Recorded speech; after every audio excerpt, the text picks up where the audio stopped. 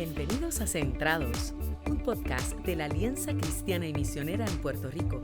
Espacio donde escucharás conversaciones que ayuden a la Iglesia a mantenerse enfocada en la verdad del Evangelio de Jesucristo. Para más información, puedes acceder a las plataformas digitales bajo la Alianza PR. No, dale tú. Tú dijiste que la ibas a hacer. Bienvenidos a Centrados, el podcast oficial de la Alianza Cristiana y Misionera Distrito de Puerto Rico. No me acuerdo el resto. Bueno, pues muy buenos días, familia, y bienvenidos a otro episodio de Centrados. Para nosotros es una gran alegría encontrarnos con esta familia hermosa de la Alianza en este lugar y agradecemos a la Universidad Interamericana de Arecibo que por años en celebración de este podcast nos han abierto las puertas para hacer de este lugar una casa donde podemos compartir de las bondades del Evangelio y capacitar a nuestros líderes de iglesia. Y quiero que le den un fuerte aplauso a la Universidad Interamericana por abrir las puertas. Quiero animarles para que si nos han visto, ¿verdad? A través de alguna de nuestras plataformas, estamos en YouTube, nos puede escuchar a través de Spotify, por Google o Apple Podcast. Y por favor, denle like. Denle like y déjenos sus comentarios porque de verdad que los leemos, nos bendicen. Hoy una hermana me paró allí en el café y me dijo, les escucho, ¡ay, qué bendición! Y yo digo, ¡ay, qué bueno! De verdad que es una gran bendición. Bueno, pues hoy nuevamente aquí, junto conmigo, pues se encuentra el pastor José Ahmed, el pastor Javier y el pastor Víctor Monroy. Bienvenidos y buenos días. ¿Cómo están? Bien, cansados, pero bien. Bueno, pues... Muy bien, gracias a Dios. Qué bueno. Vamos a estar conversando y vamos en el día de hoy, no sé si algo de la introducción se me quedó, ¿me ayudan? Estamos, Pastor Javier, yo sé que la intención de este tiempo, de este conversatorio, es desmenuzar un poco, ¿verdad?, la plenaria de esta mañana y que los hermanos que están aquí pues puedan hacer preguntas, ¿verdad?, porque en una plenaria pues estamos escuchando. Confío que hayan tenido un tiempo para reflexionar, procesar lo que el Señor nos habló en esta mañana y de seguro que algunos de ustedes tendrán algunas preguntas y es una oportunidad idónea para poder contestarlas, ¿verdad? El tema de hoy, Pastor, introdúzcalo. Bueno, estamos hablando, yo ayer hablaba con un pastor que me dice, ¿cuál es el título de la plenaria?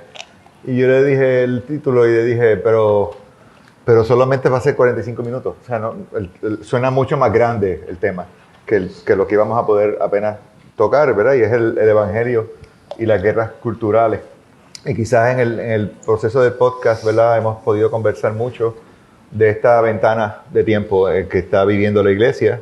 Y si no lo ha escuchado o visto, le animo a que vaya atrás, especialmente esta nueva segunda temporada. Hemos estado trabajando mucho con lo que es este momento cultural. Y sino el pastor José Ahmed me dijo, y hablando de los temas, yo dije, yo tengo en mi corazón bien fuerte, como que era bien necesario que habláramos precisamente de que los cristianos no estamos en guerra contra la gente. Y yo le dije, alguien debe hablar de eso, y él me dijo, pues te toca a ti hacerlo. Entonces oramos un tiempo, buscamos algunas cosas que ya yo estaba reflexionando y que incluso algunos, de pronto yo creo que he predicado algo de esto en alguna iglesia nuestra, así que lo retoqué, lo tomé de nuevo y tratando de ser fiel a lo grande del tema, a lo amplio, lo compartimos con mucho respeto y, ¿verdad? Quizás no es la segunda parte del sermón lo que voy a hacer ahora, pero sí destacar, ¿verdad?, que es bien importante lo que está la iglesia haciendo respecto de darse cuenta, ¿verdad?, como los hijos de Isaacar, cuál es el tiempo que nos ha tocado vivir y qué está Dios llamándonos a hacer. Gloria a Dios. Y con su dirección, ¿verdad?, esperamos que sus hermanos nos sigan, como decía, de la tribu de Isaacar. Y en tiempos de tanto grito, ¿verdad? La gran palabra que yo no dije en el sermón fue pluralismo, ¿verdad? Y es una palabra que pues, suena de domingo, ¿verdad? Sofisticada. Y de hecho, cuando tú tratas de preguntarle a alguien, háblame qué es pluralismo para ti, depende, ¿verdad? Va a haber algunas definiciones diferentes, pero a grosso modo es la convivencia de cosmovisiones diferentes, ¿verdad? Es cómo podemos tener una sociedad donde coincidan todas estas formas de entender la realidad tan diferentes y no nos destruyamos unos a otros. Y algo del pluralismo es como ese intento, hay un pluralismo light, ¿verdad? O secular, de aquí todo el mundo puede hablar, etc. El problema nuestro como cristianos con el pluralismo es, bueno, que no se puede traducir el pluralismo a que todo significa lo mismo al final del día, ¿no? Que cada cosa es distinta. Y Newbigin, no sé si lo estoy diciendo bien, el apellido del autor Leslie Newbigin. Newbigin. Me gusta el nombre. Significa tanto, ¿verdad? Nuevos comienzos. Él plantea un poco eso, ¿verdad? De la necesidad de distinguir entre lo que es verdad y lo que es un valor. Él dice, los valores tú los puedes decidir. Y eso puede estar, ahí el pluralismo cae. Porque cada uno decida cuáles son los valores que van a definir su vida. Pero la verdad, tú no la puedes definir. O sea, no la puedes decidir o escoger. La verdad es verdad. Y él destaca hechos y valores. Y el problema es que las personas están diciendo, bueno, es cierto, los valores son cosas que podemos decidir y cada uno es libre para hacerlo. ¿Qué tal si ahora la verdad también? Entonces hay una idea de que, bueno, cada uno decida su verdad. Y ese es el momento que estamos viviendo. Y nosotros como iglesia, lo que creo que estoy escuchando del Señor y al leer la Escritura, es que nuestro testimonio no es de atragantar a la gente con la verdad. Nuestra misión no es empujar a la gente hacia la verdad. Es nosotros mismos vivir la verdad. Gloria a Dios. Y esa verdad se va a dar fe por sí misma, ¿no? Dice Jesús que eso es lo que ocurre. Es autoevidente la verdad. Y quizás si la iglesia empezamos a vivirla en el lugar donde estamos, y con todas sus implicaciones, que incluye cómo reaccionamos a cuando somos perseguidos o se nos burlan. El título del libro de Newbigin, que es profético, lo escribió hace más de 30 años, él es tontería para los griegos. El mensaje del Evangelio es tontería para los griegos. Bueno, ahí es que estamos. El mensaje del Evangelio es tontería para la cultura, todas las culturas en las que estamos. Pero para los que creen, es poder de Dios. Gloria a Dios. Para salvación. Gloria a Dios. Así que, Gloria a Dios. La parte B del sermón. Estaba reflexionando en el principio de su presentación y enmarca un cuadro de personas cuando Pedro te cita, y lo cito, dice, Pedro escribe a gente, haciendo referencia al mensaje de esta mañana, que vamos a hablar de gente que atraviesan por muy serios problemas, gente que son miradas de reojo, gente que, como usted bien dice, por sus creencias no somos la norma y somos mirados como tontos, como ingenuos, como gente que no entienden los tiempos en los que estamos viviendo.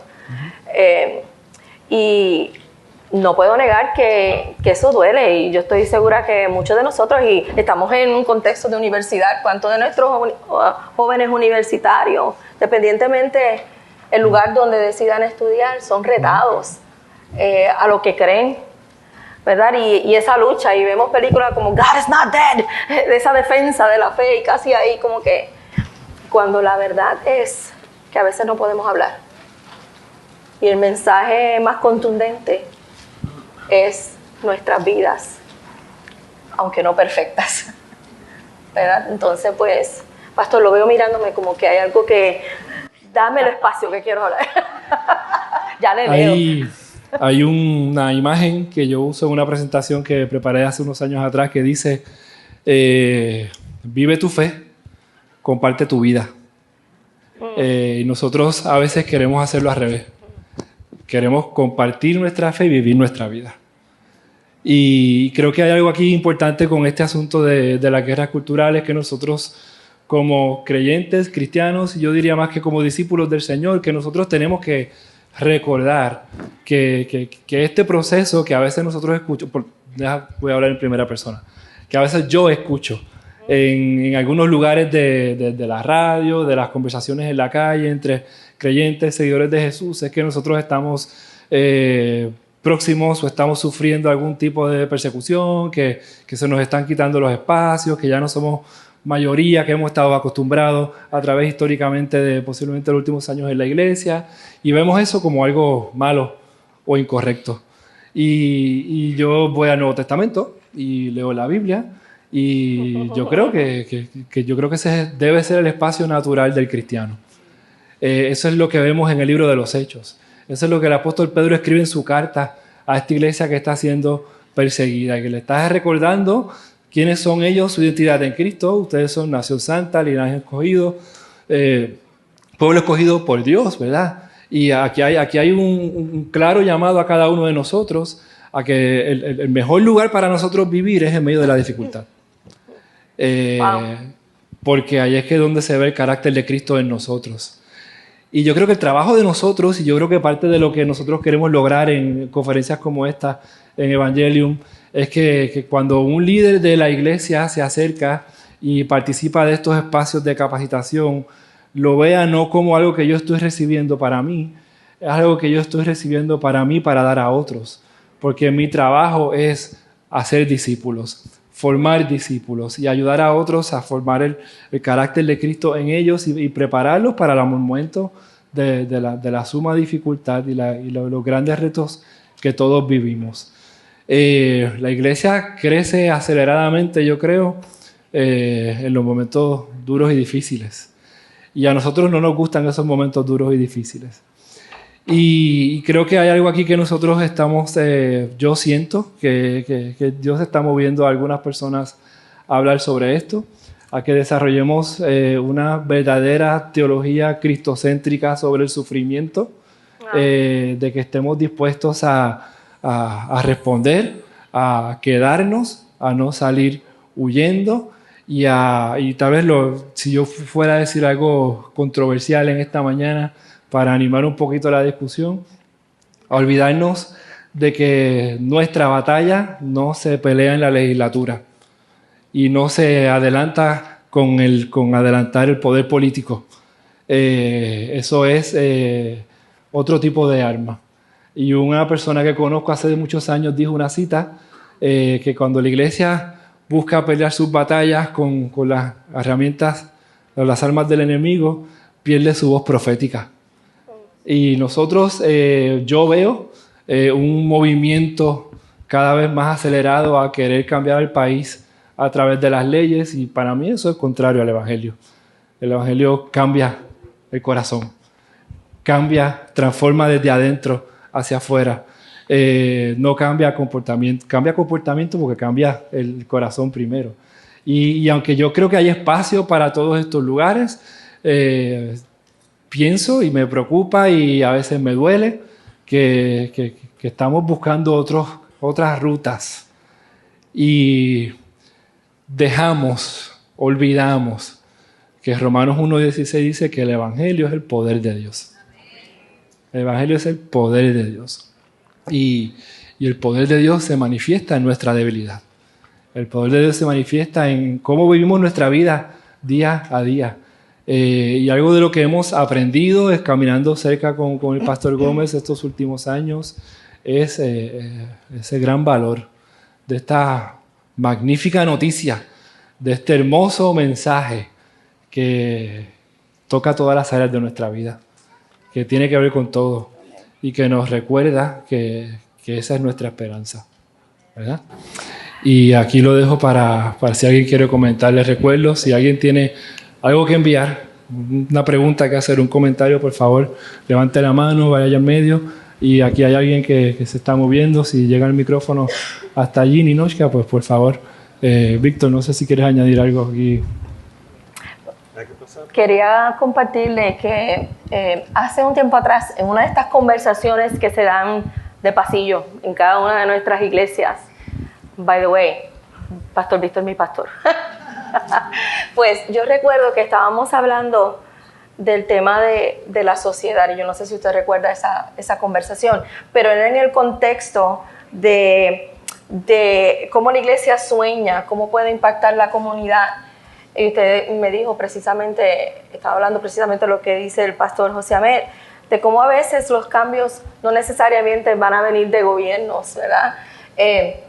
Los cambios duraderos es a través de la iglesia y una iglesia transformada por el poder del evangelio, ¿verdad? Entonces, cómo buscar espacios en vez de decir, no, que este estilo de vida no es bueno, cómo empezamos desde adentro a modelar a la niñez, a la iglesia, a vivir este evangelio, a entender este evangelio, a centrarnos en el evangelio, a crecer en él. Y entonces cada uno de nosotros convertirnos en entes transformadores de nuestra sociedad, ¿verdad? ¿Recuerda esa conversación? Me acuerdo parte. Parte, vale. Pero déjame decir algo relacionado a eso, que cuando Javier y José hablaban, nosotros tenemos esa autoridad del Evangelio y el poder de Dios a través del Espíritu Santo. Nadie tiene dos armas más poderosas que las que nosotros poseemos. Pero a veces vivimos como si de verdad no tuviéramos armas poderosas. Y lograr esa transformación empieza por uno. Es bueno que todos estemos aquí, pero cuando yo me senté a escuchar la plenaria, yo me siento primero y pienso, ok, Dios me está hablando a mí. O sea, Dios te está hablando a ti, no al que tú lo vas a compartir. Dios te está hablando a ti. Y a través de ti le hablará al que tú solo vas a compartir. Pero hoy, aquí en este lugar, la intención de Dios fue que tú escucharas lo que escuchaste. Que hay una guerra y que no se pelea de la manera en que la sociedad pelea la guerra, se pelea de una manera diferente, que nosotros ya vencimos, que es un enemigo derrotado, que hay un poder del Espíritu Santo que no tiene igual, y una autoridad de la palabra de Dios que nadie la puede conquistar. Por ende, si nosotros vamos allá afuera y vivimos, esto es lo que debe suceder. Cuando llega la luz, se esparcen las tinieblas, ¿cierto? Si creemos eso, y nosotros cogemos lo que hemos estado hablando hoy, y salimos de aquí para ser luz en medio del mundo, automáticamente las tinieblas se esparcen. Si Javier le decía, si la iglesia vive como iglesia, las tinieblas se esparcen como tinieblas y la luz ilumina como luz y la victoria es obtenida porque no se puede resistir. No pueden habitar la luz y la tiniebla. Entonces nosotros es algo orgánico que debe suceder en la vida del creyente, que nosotros llegamos y ya, Dios se encarga de hacer el resto a través de la vida que nosotros estamos viviendo sin tener que ir. Lo que sucede es que cogiendo y aprovechando la oportunidad que José me fue el que se tiró al medio para el quedar mal y yo quedar como sabio, es que José habló algo que es bien importante. A veces nosotros queremos crear a este mundo para que sea el lugar donde nosotros vamos a vivir la bondad y la bendición de Dios. Por ende, queremos convertir al mundo caído en el paraíso de Dios. Eso no es posible. Nosotros solo podemos vivir en el mundo caído para rescatar a tantos como sean posibles para que puedan vivir en el paraíso de Dios. Y cuando nosotros lo hacemos de esa manera, entonces vamos a ver que las herramientas, las armas que otros utilizan para tratar de hacer de este mundo un lugar mejor, no son las mismas que nosotros utilizamos. Las que nosotros utilizamos salen de ese tiempo de búsqueda, de relación, de encontrarnos, de volver, como decía Javier en la presentación, de volver a tomar de esa leche rica que es el Evangelio y de llenarnos de la autoridad del poder de Dios para que automáticamente cuando estemos en medio de las tinieblas, nosotros brillemos.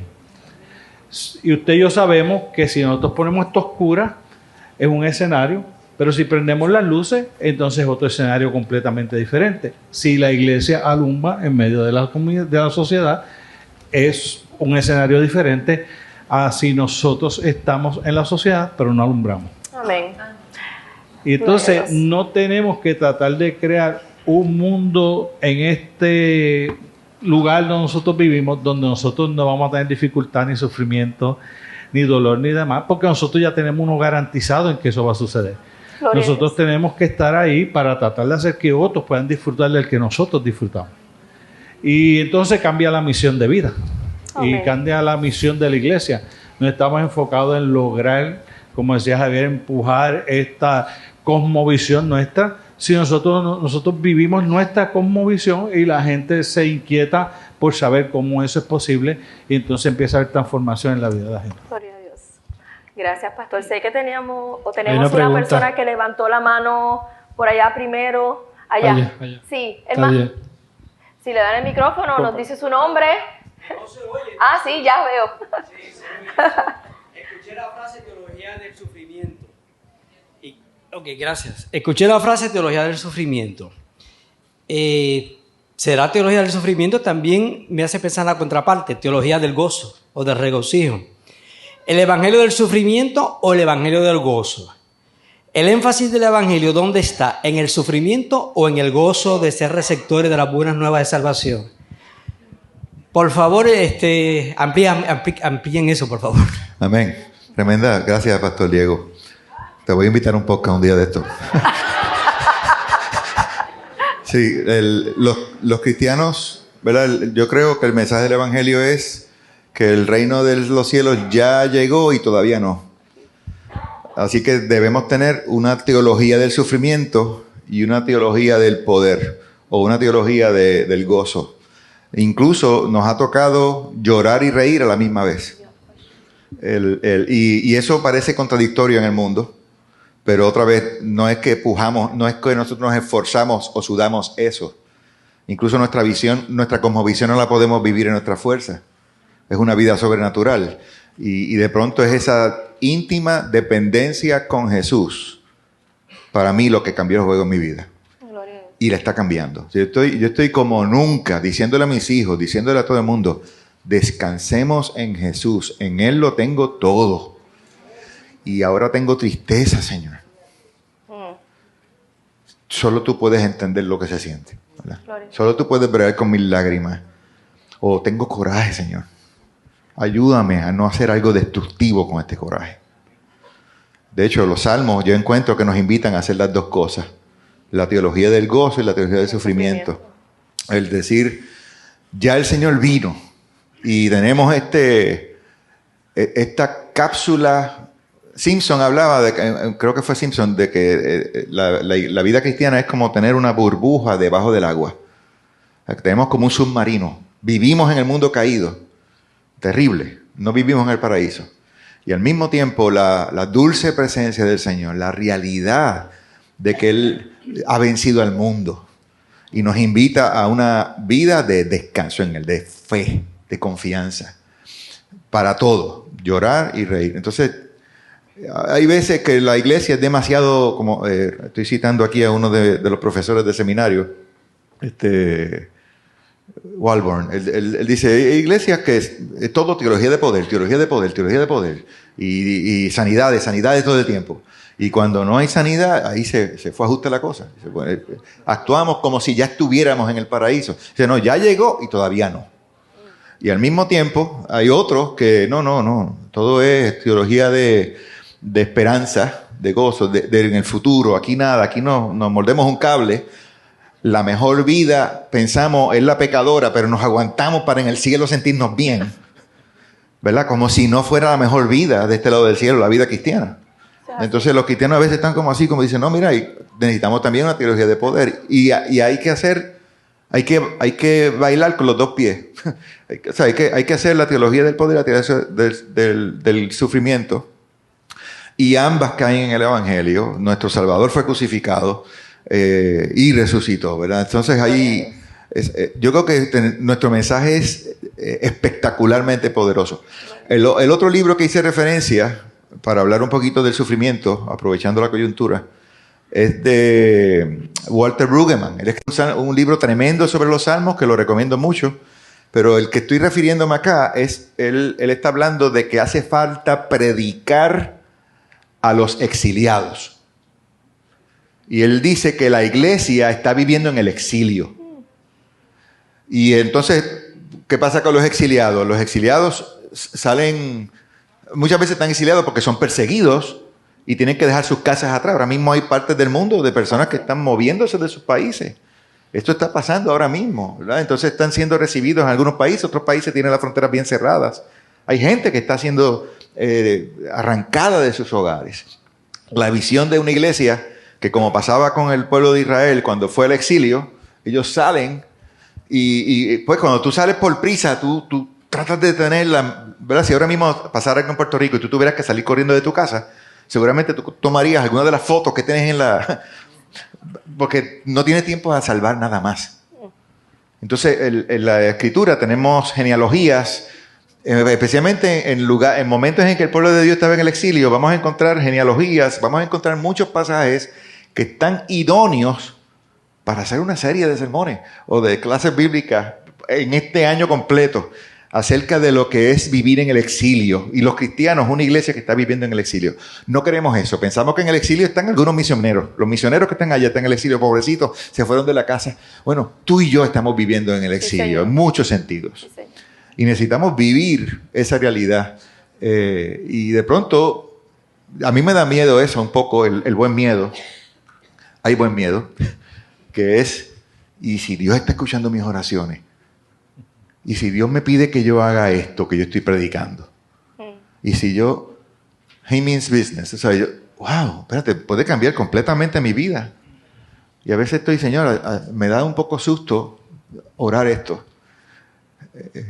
Pero no se trata de mí, ni de mi comodidad. Yo estoy demasiado cómodo. Yo tengo una casa, estoy a punto de saldarla. Tengo 2 carros, uno a punto de saldar y el otro saldado. Saldado, qué mal hablamos nosotros. Saldo. Ya no se puede editar, se fue así. Nosotros estamos demasiado cómodos y ahí es que viene otra vez. Estamos hablando, es fácil decir la luz. Sí, no, vamos a hacer la luz. Pero ¿cómo yo manejo mi dinero? Porque yo tengo $4,000 en una cuenta de ahorro y tengo esto y estoy contando. ¿Quién está a cargo de mis finanzas? ¿Dios o yo? Y sigues por ahí. Entonces, de pronto es bien confrontacional esto. La luz ciega. Y mientras más me acerco a ella, más, ¿verdad? Y yo estaba, antes de pararme a predicar, yo estaba ahí orando y decía, Señor, perdóname. Yo estuve un rato pidiéndole perdón a Dios por todas mis inconsistencias. Pero sí, teología de sufrimiento y teología de hay que bailar con los 2 pies, pastor. A mí me gusta, en mi mente, yo pienso, cuando estoy escuchando, siempre estoy haciendo gráfica y dibujo en mi mente. Eso es verdad. Siempre está dibujando en las reuniones. Y entonces, cuando Diego dice eso, yo digo, es que coexisten, ¿no? No es que vamos a hablar de esta o de la otra, es que coexisten. Pero, ¿cómo yo lo graficaría si fuera a decirlo? Yo tengo un círculo bien grande que es el gozo, o la teología del gozo, como la queramos llamar. Aquí hay un círculo más pequeño adentro, que es el del sufrimiento.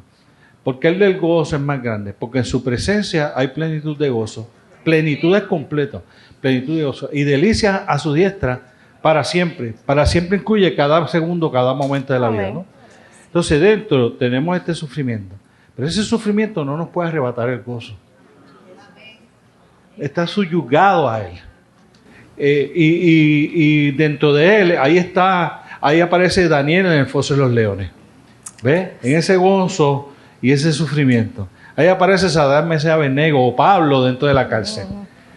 Cantando alabanzas al Señor en el gozo, aunque está viviendo en el medio del sufrimiento. O una Brenda que pierde su hijo. Y yo creo que si nosotros logramos hacer eso, pues ¿qué nos podrá apartar de ese amor, de ese gozo de Dios? Amén. Angustia o tribulación, no, porque está dentro. No puedo, aunque sufra y no me puedo apartar del gozo del Señor, ni angustia, ni tribulación, ni muerte, ni persecución.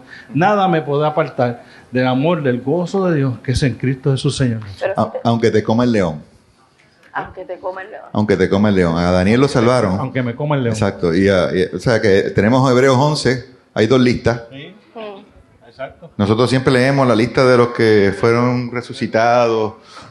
Mira, para allá se paró el sol. Pero no leemos la otra lista de todos los que fueron devorados, aserrados, apedreados. Y es él, usando eso, ahí está Pablo. Para mí, el vivir es Cristo.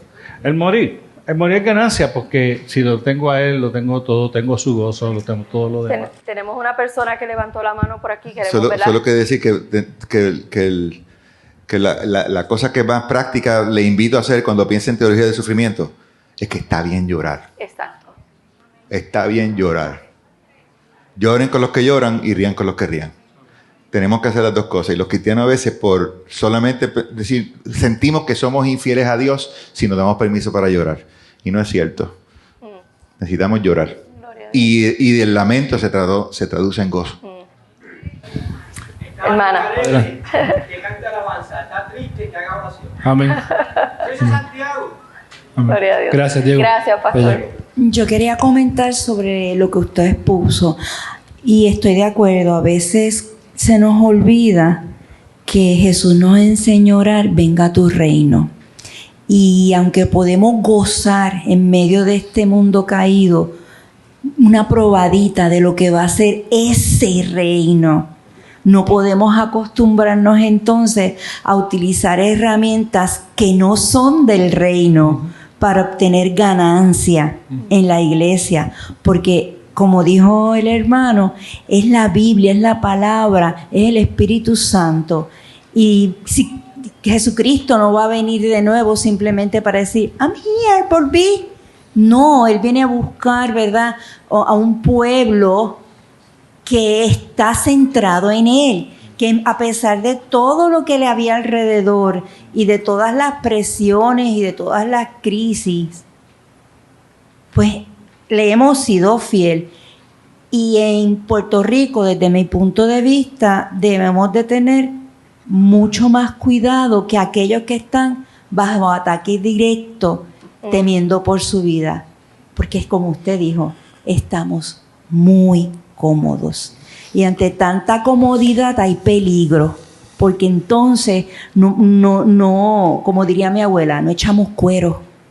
Sí, tu abuela tenía Mucha razón. Sí, tenemos un punto de vista, una experiencia de vida distinta, ¿verdad? Nunca podemos minimizar el sufrimiento personal que cada persona está enfrentando. Pero sí tenemos que estar conscientes que hay otros lugares del mundo donde es mucho más complejo, mucho más difícil, y la iglesia sigue estando allí. Y la iglesia sigue creciendo allí, tal vez un paso menos acelerado, aunque la iglesia en este lado del mundo posiblemente está decreciendo aceleradamente también en algunos aspectos. Regresando al comentario de Diego, estamos próximos. Yo soy el timekeeper aquí hoy, así que tenemos que ir terminando el tiempo por el asunto del lugar de almuerzo. Antes de un comentario final de mi hermano, mientras Diego hablaba del sufrimiento y el gozo que hemos comentado aquí un poco, mi mente se fue a este pasaje en Hebreos, ¿verdad? De que habla cuando Javier mencionó que Jesucristo fue crucificado, hablando del sufrimiento. Hebreos habla de que mirando lo que estaba por delante, su mirada estaba puesta al final del camino, en aquellos que él rescataría, que redimiría, en su iglesia que él regresaría a buscar. Y yo creo que nosotros tenemos mucho que aprender de esa actitud de vida, del proceso, de cómo hacemos el balance entre el sufrimiento y el gozo, reconociendo que aunque el tiempo presente es complejo, difícil, duro, doloroso, hay un gozo, hay una meta final, y es Cristo. Es Cristo. Él es suficiente para cada uno de nosotros. Lo he mencionado antes, esto se está convirtiendo en mi verso de vida en los últimos años, 2 Corintios. Bendito sea el Dios y Padre de nuestro Señor Jesucristo, Padre misericordioso y el Dios de toda consolación, quien nos consuela en todas nuestras tribulaciones. ¿Para qué? Con el mismo consuelo que de Dios hemos recibido, Aleluya, también nosotros podamos consolar a todos los que sufren. Amén. Sufrimiento y gozo. Nuestra mirada en la meta, en lo que Dios está haciendo. Hermano. Fernando Herrera, yo tengo un comentario, ¿verdad? De la comparación que hizo el pastor Gómez usando Primera de Pedro, ¿verdad? Hablando de una iglesia emergente, y es el mismo tipo de iglesia,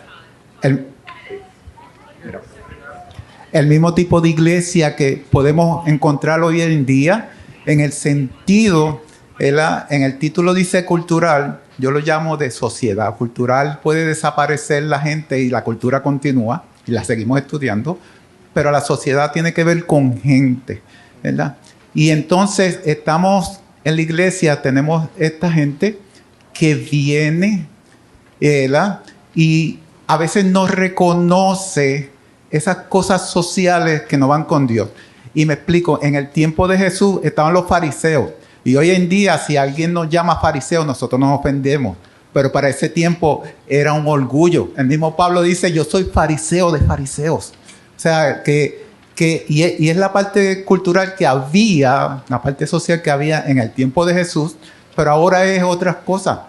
Puede ser política, puede ser, política es lo principal, ¿verdad? Puede ser dinero, puede ser la misma sociedad, ¿verdad? Los grupos sociales. Y traemos eso a la iglesia, ¿verdad? Y entonces hay algunos hermanos que tienen que compartir fuera de la iglesia, ¿verdad? Y se encuentran con esa situación.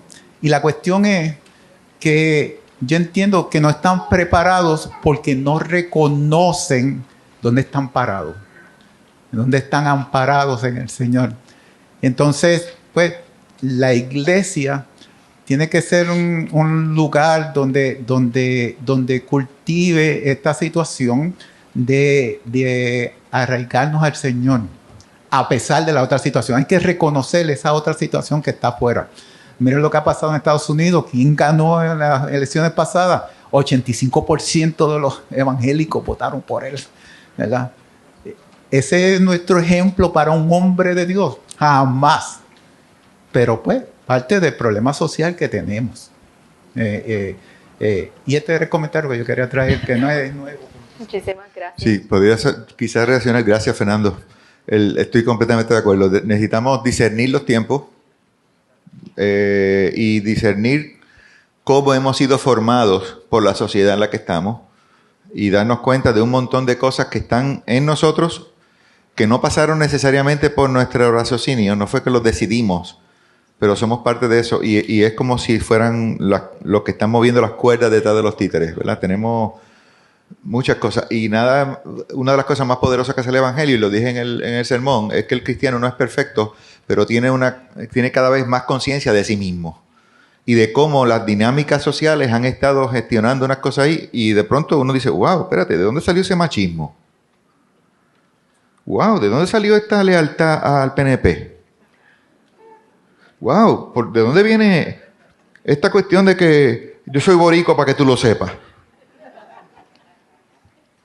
Todo eso se convierte en la identidad número uno mía.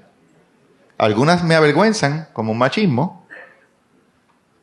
Otras dicen, no, esto lo aplaudimos. Yo soy boricua para que tú lo sepas. Dice, la verdad es que tú no puedes basar tu identidad en algo que puede cambiar. Y las naciones desaparecen. Puerto Rico podría un día no existir. Hubo un tiempo que no existió. Qué poderoso sería si nosotros de verdad creyéramos que mi identidad nuclear no es mi ministerio tampoco. Un día yo no voy a ser pastor. Por eso tengo problemas para dejar de ser pastor, porque adivinen quién soy yo ahora. No, esa no es mi identidad, son identidades secundarias. Pero entonces mi identidad última, mi valor último, creado imagen de Dios. Y yo, wow. Entonces, esa otra persona que veo frente a mí, que es parapléjica, que no puede moverse y que no sabe hablar, que tiendo a pensar menospreciándola porque no logró cosas, está hecha a imagen de Dios también. Entonces, mientras más yo soy informado por el Evangelio, más interpreto no solamente de dónde salí yo con todas estas cosas que son fuerzas y dinámicas, algunas del mismo infierno que me han torcido para arrepentirme de ellas, pero también para entonces empezar a tratar a la gente como el mundo no la puede tratar jamás, porque el mundo no cree que somos creados a imagen de Dios, cree que somos un accidente, y están siendo bien inconsistentes con su cosmovisión también. Así que es bien poderoso si nosotros, bueno, cierro ahí, ya. Pues nada, yo quiero agradecerles por estar con nosotros en esta grabación y queda para la historia. Agradecemos a las personas que compartieron sus comentarios y o preguntas, pero quiero terminar citando parte de la plenaria de hoy, que para mí particularmente me bendijo mucho, y es, usted dice, y le cito, las palabras del apóstol Pedro traen a la mente una película de la serie de Terminator. Específicamente en la escena en la que el heroico líder de una resistencia en guerra, que el heroico líder de una resistencia en guerra con sofisticadas maquinarias transmite un mensaje por ondas de radio a quienes fueran que estuvieran escuchando, a punto de sucumbir. Esta es la voz de la resistencia. A lo que añadiría apasionado, si resulta que estás escuchando este mensaje, entonces tú eres la resistencia. Y dice, cristianos, cristianas, sea donde estén, o sean donde estén, nosotros somos la resistencia. Sean que se estén sintiendo confundidos, incluso irrelevantes, derrotados. En nombre del cielo les digo, ni uno solo de ustedes ha sido olvidado por Dios. Dios los ve. Pues muchísimas gracias por estar con nosotros en Centrados. Les animamos nuevamente. Gracias. A sintonizarnos, a vernos, a compartirnos. Creo que si tienen preguntas para unos próximos podcasts, nos encantaría escuchar, leerles sus comentarios, sus sugerencias. Iglesia, queremos animarles. Gracias, hermanos, por esta conversación, a mantenernos centrados. Amén. Muy bien. Cut. Nos fuimos. Gracias por acompañarnos en esta edición de Centrados. Te invitamos a suscribirte y compartirlo. Te esperamos en nuestra próxima edición.